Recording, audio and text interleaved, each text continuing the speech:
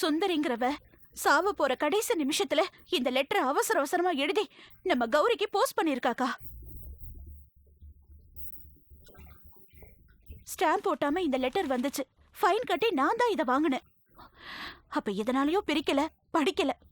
பல மாசம் கழிச்சு இப்பதான் இந்த லெட்டர் வெளிச்சத்துக்கு வந்திருக்கு. அன்னக்கொடி, நீ சொல்றது இந்த லெட்டர் நம்பர் தான் வேணாமான்னு எனக்கு சந்தேகமா இருக்கு. நம்ம புருஷன் பெரிய தனக்கு யாரோ எவரோ இல்ல, சொந்த தம்பி. உன்னை கல்யாணம் பண்ணதுனால இப்ப அவரும் கூடவே வாழ்றதுனால அவர் மேல பெரிய தனக்கு கோவம் இருக்குமே தவிர அதுக்காக கொலை பண்ண பாத்தாருங்கிறது நம்ப முடியல. ஆனா நான் நம்புறேன்க்கா. ஏன் தெரியுமா? செண்பக பாண்டிய வஞ்சத்தை தீக்கிறதுக்காக எதை வேணாலும் செய்வான். ஐயோ அன்னக்கொடி, முதல்ல பெரிய தானே, மரியாதை இல்லாம அவன் இவன்னு சொல்றத நிறுத்து. காதுல கேட்கவே கூச்சமா இருக்கு. என்கிட்டயே வந்து என் மக கௌரிய கொல்லுவேன்னு சொன்னவன நான் எதுக்குக்கா மதிக்கணும்?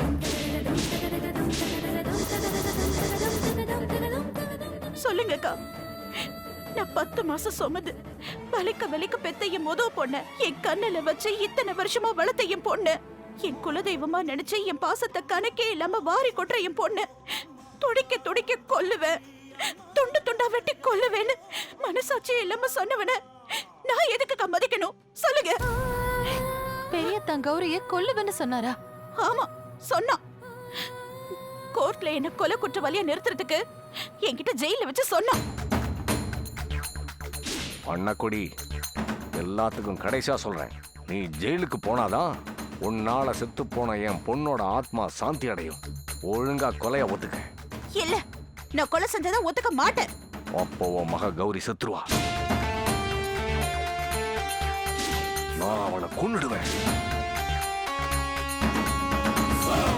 செத்து போன என் மக நீலாவதி மேல சத்தியமா சொல்றேன், கூலிப்படைய வச்சு ஓ மக கௌரிய துடிக்க துடிக்க கொள்ளுவேன், துண்டு துண்டா வெட்டுவேன்.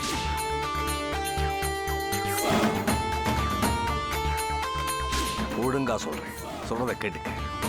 என் மகளை கொன்னதை நீ கோர்ட்ல ஒத்துக்கிட்டா கௌரி வாழ்வா, இல்ல நான் அவளை கொன்னுடுவேன். உன் பொண்ணு ஒண்ணு வாத திறமையால காப்பாத்திடுவா. அது நடந்தா நான் கூலிப்படைய வச்சு கௌரிய கொன்னுடுவேன்னு மிரட்டினாக்கா, அதுக்கு பயந்துதான் நான் கோர்ட்ல நீலாவதிய கொலை பண்ணேன்னு போய் சொன்னேன்.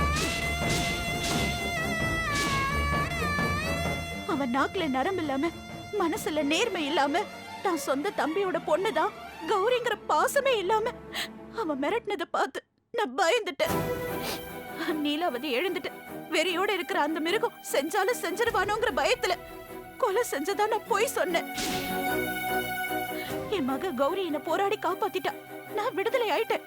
ஆனா இப்பவும் எனக்கு பயமா தான் இருக்கு, அவன் சொன்ன மாதிரி கௌரிக்கு தீங்க உருவாக்கிடுவானோன்னு. அக்கா, நான் இட்டு கட்டி சொல்லலக்கா, அதே மாதிரி இல்லாததையும் நான் சொல்லல. இரக்கமே இல்லாதவன் தான் அந்த செண்பக பாண்டிய, இதயமே இல்லாதவன் தான் அந்த செண்பக பாண்டிய. கண்டிப்பா கௌரி அப்பாவை கொல்ல அந்த கருக்கான அனுப்பியிருப்பான். எங்க குடும்பத்து மேல அவனுக்கு இன்னைக்கு நேத்து கோவம் இல்லக்கா, 20 வருஷமாவே கோவம் கொந்தளிப்பு இருக்கு. நீங்க எங்க மேல பாசமா இருக்கிறதுனால அந்த கோவம் கொந்தளிப்ப ஒளிச்சு வச்சு விளையாடுவானே தவிர ஒரேடியா விடலக்கா. கௌரி பேரும் புகழோட வாழ்றத அவனால தாங்கிக்க முடியல. பத்தும் பத்தாததுக்கு இப்ப நீலாவதி வேற இந்த மாதிரி வாழ்க்கையை முடிச்சுக்கிட்டா. அதனால அவனோட கோவம் ரெட்டிப்பா இருக்கும். கௌரி அப்பாவை கொல்ல கருக்கான உருவாக்குன மாதிரி கௌரிய கொல்ல யார உருவாக்க போறானோ எனக்கு தெரியல. அக்கா, நான் குடும்பத்தை பிரிக்கிறதுக்காகவோ உங்க மனசுல குழப்பத்தை உண்டாக்குறதுக்காகவோ இந்த மாதிரி எல்லாம் சொல்லலக்கா. உங்க நல்லதையும் நினைச்சுதான் சொல்றேன். அந்த பாம்பை பக்கத்துல வச்சுக்காதீங்கக்கா.